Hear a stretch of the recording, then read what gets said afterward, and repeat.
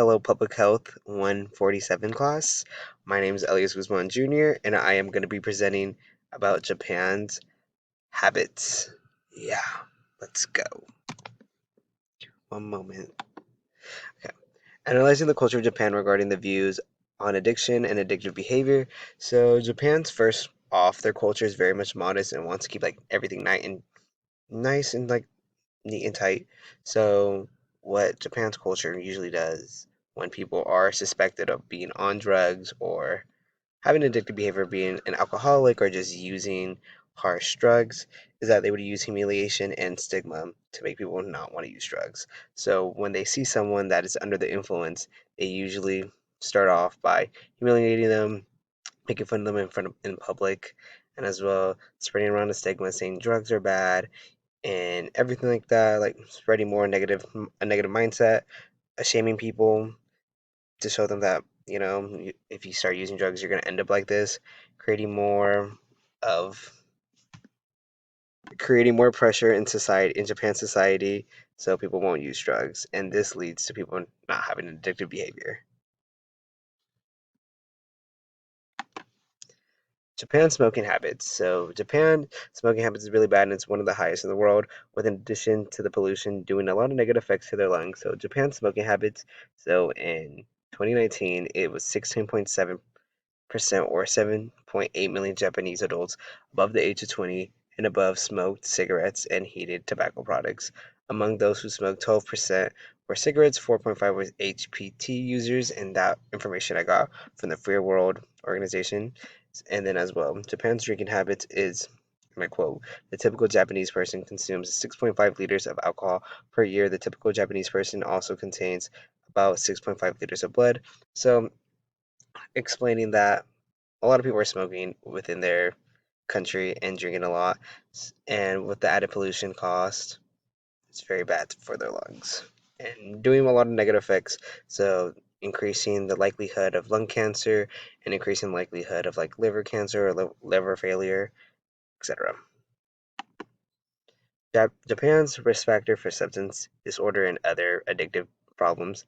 So the risk factors is that people start off like having mental disorders and start developing them at a young age. Since people start using at a young age, substance creates more of a barrier for their mental health, by that creating more harsher disorders and as well creating more physical harm to people and creating more mental barriers. By that saying, more people have more anxiety attacks, developing like schizophrenia and panic attacks. So people just start having a harder time with it. And yeah, I will explain more in a further slide.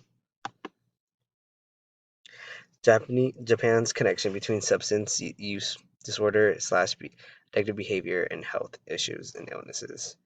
So the connection between those is that people start at a young age, and with that, bringing them along with them through their adulthood. So substance abuse for significant numbers of teens continue through adulthood, where it becomes problematic and includes health issues such as accidental injuries, drug-related complications affecting multiple organ systems, and a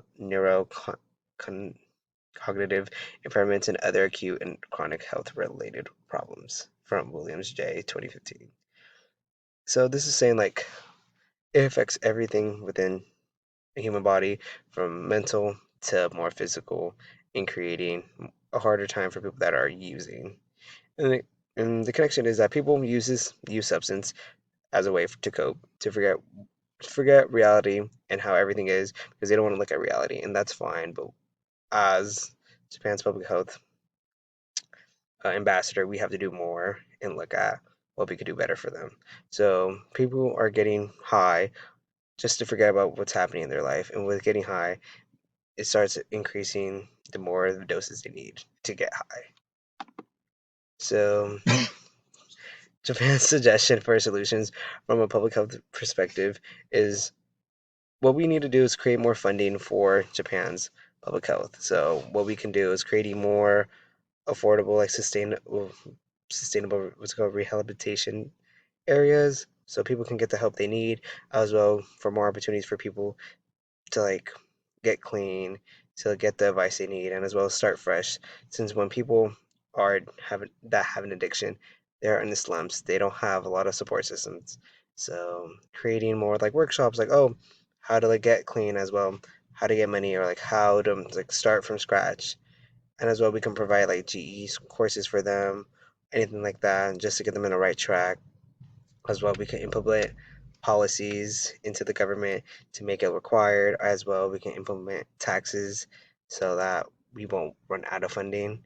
So yeah, and these are all the resources I use in this presentation, and I hope you have a good day.